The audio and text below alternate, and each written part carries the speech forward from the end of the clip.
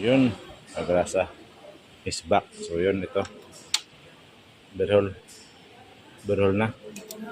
Ito yung di umikot na ano, di umikot yung crankshaft. Napakatigas kahit tinanggal na yung ano, starter, ayaw pa rin. So nabaklasin natin yung makina. Tingnan natin yung loob ng makina. Baka yung connecting rod na nito. Okay, dah.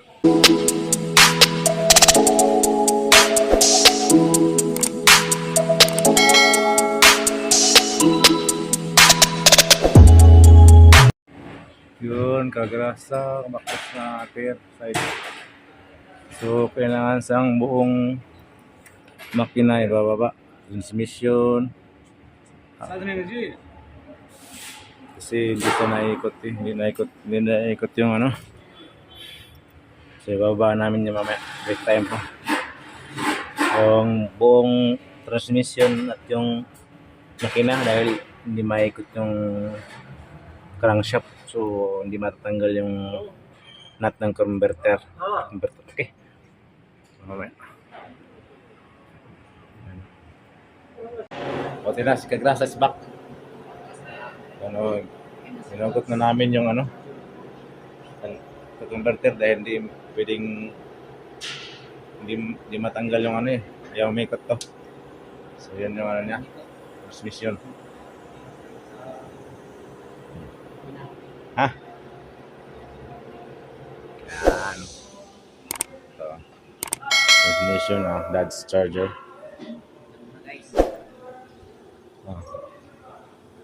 Yan. Okay. Yun, ha. So, yun yung problema niya. Yan yun. Bearing cap ba? Connecting rod. Number 4. Number 4 connecting rod, oh. Connecting rod bearing. Yan. Kaya pala yung mikot. Okay. So, fast forward na tayo Kagrasa. So, hindi nagpa-overhaul yung may-ari. So, ito yung mga specs Kagrasa sa torque at timing. So, yan mo yan. Yun.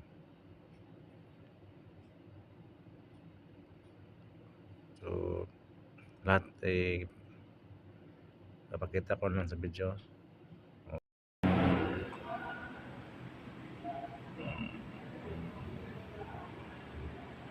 Diameter and gap.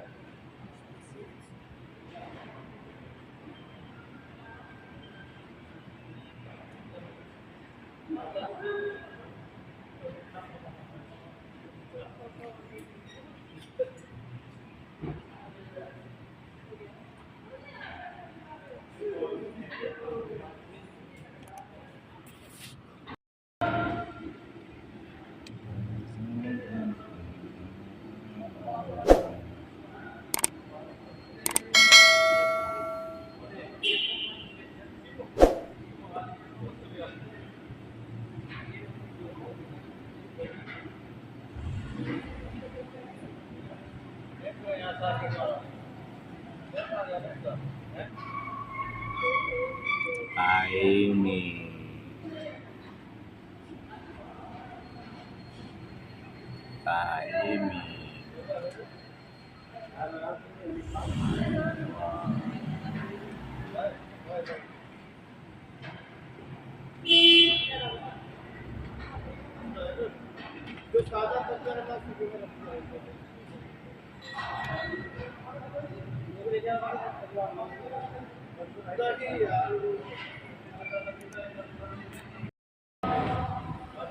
Firing order. Let's charger. Firing order 6.2, 6.4. Like a Hellcat.